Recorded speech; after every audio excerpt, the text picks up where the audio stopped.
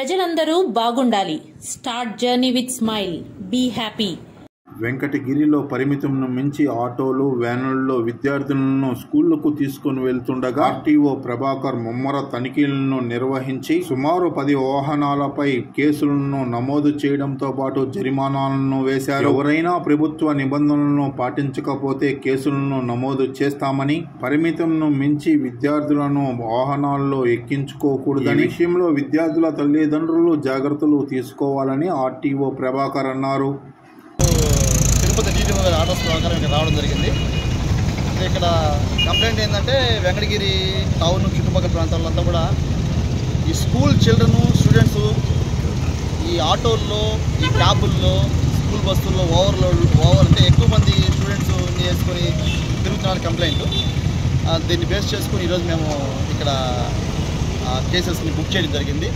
చాలా వెహికల్స్ ఏ విధంగా అయితే కంప్లైంట్ వచ్చిందో ఆ విధంగా తిరుగుతున్నాయి. ఇక్కడ కరెక్ట్ అన్నది అవి వెహికల్స్ పట్టుకోవడం జరిగింది. 10 వెహికల్స్ పట్టుకున్నాము. దాంట్లో వచ్చేసి 3 క్యాబ్లు ఉన్నాయి. దాంట్లో ఒక్కొక్క క్యాబ్లో దాదాపు 10 మంది పైన స్టూడెంట్స్ ఎక్కించున్నారు. ఆటోలో అయితే ఒక్కొక్క ఆటోలో 16 మంది ఎక్కువ ఉన్నారు స్టూడెంట్స్. ఇది కరెక్ట్ కాదు. అందరికీ కేసెస్ బుక్ చేయడం జరిగింది.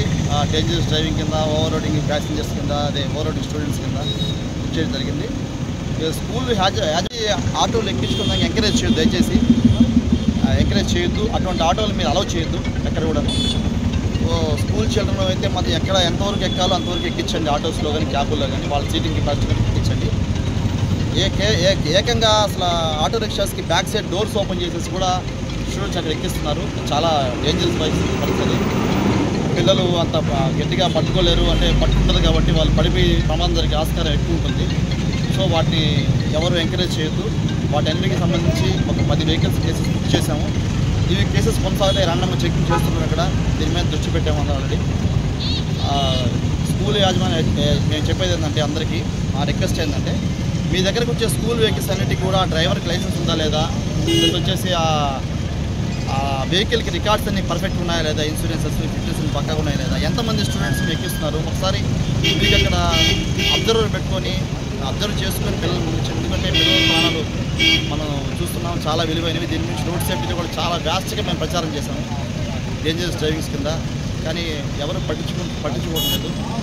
ఇది ఆర్టీఐ డిపార్ట్మెంట్ నుంచి ఆర్టీఓ ఆఫీస్ నుంచి మేము చేసే రిక్వెస్ట్ ఏంటంటే స్కూల్ యాజమాన్యానికి మీరు ఏం జరుగుతుందనేది బయట చూడండి, ఎంతవరకు కరెక్ట్గా ఎక్కించండి, పంపించండి.